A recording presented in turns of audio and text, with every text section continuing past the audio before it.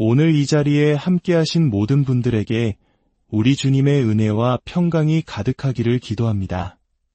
잠시 말씀을 시작하기에 앞서 여러분의 좋아요와 구독 버튼 클릭이, 그리고 이 말씀을 사랑하는 이들과 나누는 그 작은 행동 하나하나가 복음의 씨앗을 퍼뜨리는 귀한 사역에 동참하는 길임을 기억해 주십시오. 여러분의 그 귀한 손길 위에 하나님의 크신 축복이 함께하기를 소망합니다. 오늘 저는 여러분과 함께 히브리서 2장의 말씀을 나누고 싶습니다. 성경의 모든 구절이 그러하듯이 이 말씀 한 구절 한 구절은 우리 삶에 너무나도 중요하고 깊은 진리로 가득 차 있습니다. 우리는 이 시대를 살아가면서 하나님께서 우리를 완전한 생명으로 이끌기 원하신다는 사실을 깨달아야 합니다. 어떤 상황에서도 우리는 그분의 말씀을 떠나 다른 곳에서 해답을 찾을 필요가 없습니다. 하지만 많은 사람들이 하나님께서 주시는 풍성함을 아주 작은 생각으로만, 작은 그릇으로만 받으려 합니다. 어떤 이들은 겨우 골무 하나만큼의 은혜에 만족하며 돌아섭니다. 그 모습을 보시는 하나님께서는 얼마나 안타까워하실까요? 저들이 얼마나 더 많은 것을 가져갈 수 있는지 안다면 하고 탄식하실지도 모릅니다. 물론 조금 더 큰 그릇을 가져와 만족하며 돌아가는 이들도 있습니다. 그러나 하나님께서는 우리가 더 큰 갈망을 품기를, 오직 하나님만이 채우실 수 있는 깊은 갈망과 사모함을 갖기를 얼마나 애타게 기다리고 계시는지 모릅니다. 이 마음은 마치 갓난아이가 이 사람 저 사람의 품에 안겨도 결코 만족하지 못하다가 마침내 어머니의 품에 안겼을 때 비로소 평안을 찾는 것과 같습니다. 하나님의 자녀된 우리 영혼의 부르짖음은 세상의 그 어떤 것으로도 채울 수 없습니다. 평안도, 도움도, 힘도, 능력도, 생명도, 그 무엇도 우리를 만족시킬 수 없습니다. 오직 살아계신 하나님의 말씀만이 우리의 깊은 갈증을 해소할 수 있습니다. 하나님께서는 당신의 자녀들의 부르짖음에 응답하시는 특별한 방법을 가지고 계십니다. 그분은 우리를 위해 하늘의 창문을 여시기를 기다리고 계십니다. 우리 마음 깊은 곳에 있는 하나님을 닮지 않은 모든 것들이 완전히 사라질 때까지 그분은 우리 안에서 일하기를 원하십니다. 그러니 오늘 이 자리에 있는 어느 누구도 메마른 채로 돌아갈 필요가 없습니다. 사랑하는 형제자매 여러분, 하나님은 여러분이 채워지기를 원하십니다. 오늘 여러분의 삶이 마치 물된 동산처럼 주님이 주시는 천상의 기쁨과 향기로 가득 차기를 원하십니다. 마침내 우리가 그분의 무한하심에 닿았음을 깨닫게 될 때까지 말입니다.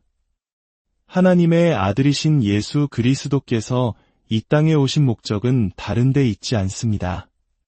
우리를 들어 올리시고 빚으시고 다듬으시고 또다시 새롭게 빚으셔서 마침내 그분의 형상을 담게 하시기 위함입니다. 저는 메마른 땅에 홍수가 날 수 있음을 믿습니다. 하나님께서 제게 홍수보다 작은 것을 구하는 마음을 결코 허락하지 않으시기를 기도합니다. 이렇게 위대하신 하나님이 계신데 어찌 우리가 작은 것에 만족하며 머리를 숙일 수 있겠습니까? 그리스도의 보혈과 속죄를 통해 우리는 풍성하고 또 풍성한 은혜를 누릴 수 있습니다. 우리에게는 성령의 따스한 능력이 필요합니다. 그 능력이 우리를 주님께로 더 가까이 이끌어 마침내 오직 하나님만으로 만족하게 될 때 우리는 비로소 우리가 받은 모든 것 너머에 하나님께서 얼마나 더 큰 것을 예비해 두셨는지 어렴풋이나마 깨닫게 될 것입니다. 우리가 아무리 많은 은혜를 받아도 그것은 마치 참새 한 마리가 거대한 태평양에서 물 한 모금 마시고 주위를 둘러보며 정말 광활한 바다구나. 내게 더 큰 공간이 있었다면 훨씬 더 많이 마셨을 텐데 라고 말하는 것과 같습니다. 때로 우리는 사용할 수 있는 것을 가지고 있으면서도 그것을 알지 못할 때가 있습니다. 여러분, 우리가 풍요로운 강 한가운데서 목말라 죽을 수도 있다는 사실을 아십니까? 오래전 아마존 강 하구에 배 한 척이 있었습니다. 선원들은 자신들이 아직 바다 한가운데에 있다고 착각했습니다. 그들은 마실 물이 없어 타는 듯한 갈증으로 죽어가고 있었고 몇몇은 거의 실성할 지경이었습니다. 그때 멀리서 다른 배 한 척을 발견하고는 필사적으로 신호를 보냈습니다. 제발 물 좀 주십시오. 우리가 목말라 죽어가고 있습니다. 그러자 그 배에서 이런 대답이 돌아왔습니다. 지금 있는 곳에서 두레박을 내리시오. 당신들은 아마존 강 한가운데에 있습니다. 오늘날에도 수많은 사람들이 이와 같습니다. 생명의 강 한가운데 있으면서도 그들은 목말라 죽어가고 있습니다. 왜냐하면 그들은 몸을 숙여 두레박을 내리고 그 생명수를 길어 올리지 않기 때문입니다. 사랑하는 여러분, 여러분에게는 하나님의 말씀이 있을지 모릅니다. 그러나 여러분에게는 깨어있는 영이 필요합니다. 하나님의 말씀은 성령께서 임하실 때 비로소 살아 움직입니다. 말씀이 성령의 만지심을 입을 때 그것은 진정한 의미에서 영이 되고 생명이 되는 것입니다. 오, 사랑하는 여러분, 하나님의 도성을 기쁘게 하는 강이 흐르고 있습니다. 모든 것을 살아 움직이게 하는 생명의 강이 있습니다. 하나님의 말씀을 통해 임하는 신성한 생명과 그 형상의 만지심은 다른 어디에서도 찾을 수 없습니다. 그리스도와 함께 죽는 것은 생명으로 가득 찬 경험입니다. 하나님의 시작에는 끝이라는 것이 존재하지 않습니다. 그러나 우리는 그 안에 있어야만 합니다. 우리는 그것을 알아야 합니다. 그것은 단순히 스쳐 지나가는 감촉이나 숨결이 아닙니다. 그것은 전능하신 하나님 자신이며 인격이시며 사람의 손으로 짓지 않은 성전에 거하시는 거룩한 분이십니다. 그분께서 만지시면 모든 것이 이루어집니다. 그분은 모든 사람에게 동일하신 하나님이시며 그를 부르는 모든 이에게 풍성하신 분입니다. 오순절의 성령 강림은 하나님께서 이 땅을 만지시는 마지막 손길입니다. 성령 세례는 최종적인 은혜입니다.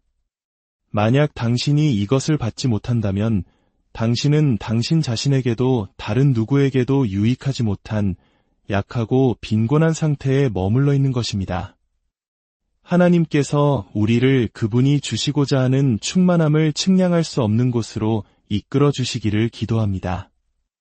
하나님께서는 예수님을 높이 올리사 모든 이름 위에 뛰어난 이름을 주셨습니다. 그리고 모든 것이 그분의 발 아래 복종하게 하셨습니다. 하나님의 치유의 능력은 지금도 살아 역사합니다.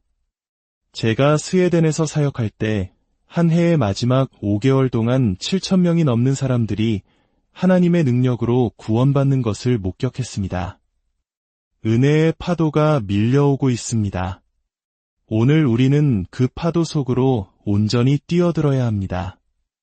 그 파도가 당신을 들어 올려 하나님의 사랑의 품으로 이끌어 줄 것입니다.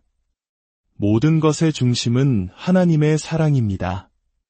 이제 당신 자신에게서 눈을 떼십시오.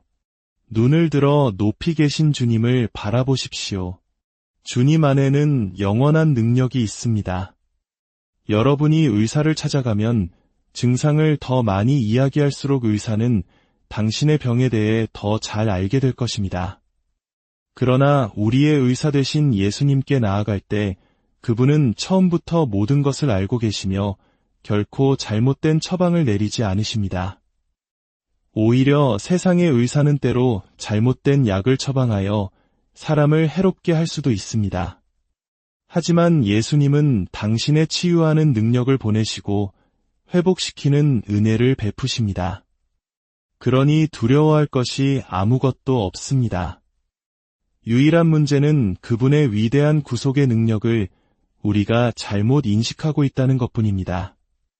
그분께서 상처를 입으신 것은 우리의 연약함을 친히 느끼고 체휼하기 위함이셨습니다.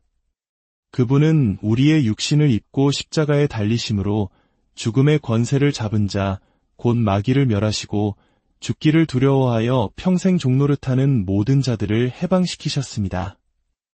여러분이 겪는 대부분의 질병과 고통은 사탄의 공격에서 비롯됩니다. 우리는 그것들을 영적인 문제로 다루고 예수 그리스도의 이름으로 단호히 내쫓아야 합니다. 사탄이 당신에게 속삭이는 말에 귀 기울이지 마십시오. 마귀는 처음부터 거짓말쟁이입니다. 만약 사람들이 하나님의 진리의 말씀에만 귀를 기울인다면 그들은 자신들이 이미 마귀와 모든 사탄의 세력 위에 서 있다는 것을 발견하게 될 것입니다. 모든 악한 영이 자신들에게 복종한다는 것을 깨닫게 될 것입니다. 그리고 그들은 자신들이 항상 승리의 자리에 있으며 왕 되신 예수 그리스도 안에서 생명을 다스린다는 것을 알게 될 것입니다. 하나님께서 당신을 부르신 자리보다 낮은 곳에서 살지 마십시오. 그분은 당신을 높은 곳으로 부르셔서 그와 함께 살게 하셨습니다. 하나님께서는 그리스도를 통해 모든 것이 사람에게 복종하도록 계획하셨습니다. 그분은 당신에게 원수의 모든 능력을 제어할 권세를 주셨고 당신의 영원한 구원을 이루셨습니다. 언젠가 스위스에서 집회를 마치고 아픈 사람들을 위해 기도한 뒤 밖으로 나왔을 때의 일입니다. 두 소년이 다가와 말했습니다. 목사님, 오늘 오후 집회에 앞을 보지 못하는 분이 참석했습니다. 그분은 목사님의 말씀을 전부 들으시고는 내 자신을 위해서는 기도해주지 않았는지 의아해하셨습니다. 그리고 그분은 오늘 이 자리에서 눈을 뜨기 전까지는 결코 집에 돌아가지 않겠다고 하십니다. 그 말을 듣는 순간 저는 이것은 정말 특별한 일이다. 하나님께서 오늘 저 사람을 위해 놀라운 일을 행하실 것이다. 라고 말했습니다. 우리가 그에게 갔을 때 그는 태어날 때부터 한 번도 본 적이 없는 맹인이었습니다. 그러나 그는 오후에 선포된 말씀을 듣고 눈을 뜨기 전에는 집에 돌아가지 않겠다고 굳게 결심하고 있었습니다. 제가 가장 큰 기쁨을 느끼는 순간은 바로 이렇게 자신이 구하러 온 모든 것을 얻기 전까지는 만족하지 않겠다고 결심하는 사람들을 만날 때입니다. 저는 큰 기쁨으로 그날 그에게 기름을 붓고 그의 눈에 손을 얹어 기도했습니다. 그러자 즉시 하나님께서 그의 눈을 열어주셨습니다. 그가 보인 반응은 참으로 놀라웠습니다. 그는 먼저 천장에 있는 전등의 개수를 세었고 그 다음에는 우리들의 수를 세었습니다. 시력을 되찾았다는 사실이 매 순간 그에게 얼마나 황홀한 기쁨을 안겨주었는지 그 모습을 보는 우리 모두는 울고 춤추고 외치고 싶은 심정이었습니다. 그는 주머니에서 시계를 꺼내 들었습니다. 수년 동안 그는 시계에 튀어나온 숫자를 더듬어 시간을 확인했다고 했습니다. 그러나 이제 그는 자신의 눈으로 시간을 보고 우리에게 알려줄 수 있었습니다. 그러다 그는 마치 아주 깊은 잠이나 길고 이상한 꿈에서 막 깨어난 사람처럼 자신이 단 한 번도 아버지와 어머니의 얼굴을 본 적이 없다는 사실을 깨달았습니다. 그리고는 문으로 달려가 밖으로 뛰쳐나갔습니다. 그날 밤 집회에 그는 가장 먼저 와 있었습니다. 모든 사람들이 그를 못 보던 그 사람으로 알고 있었기에 저는 그가 새로 얻은 시력에 대해 간증할 수 있도록 긴 시간을 할애해야 했습니다. 사랑하는 여러분, 오늘 여러분은 얼마나 많은 것을 가져가기 원하십니까? 만약 하나님의 은혜와 능력, 그리고 축복이 물질적인 것이었다면 우리는 그것을 다 담아 갈 수조차 없었을 것입니다. 그러나 하나님의 은혜는 아무리 커도 우리가 능히 감당하고 누릴 수 있습니다. 오, 얼마나 놀라운 구원자이십니까? 그분이 우리와 교제하기 위해 오셨다는 사실만으로도 우리는 얼마나 복된 자리에 있는지요. 그분은 모든 마음에 잠잠하라, 고요하라 말씀하시고 모든 약한 육체에 강건하라 명하실 수 있는 분입니다. 여러분은 어중간한 길을 가시겠습니까? 아니면 끝까지 가시겠습니까? 오늘 사탄에게 속지 말고 오직 하나님을 믿으십시오. 예수님께서는 믿음의 위대한 지도자 중 한 명에게 이렇게 말씀하셨습니다. 만약 우리가 다음 세대에게 성령의 일에 대해 가르치지 않는다면 그것은 사라지고 말 것이다.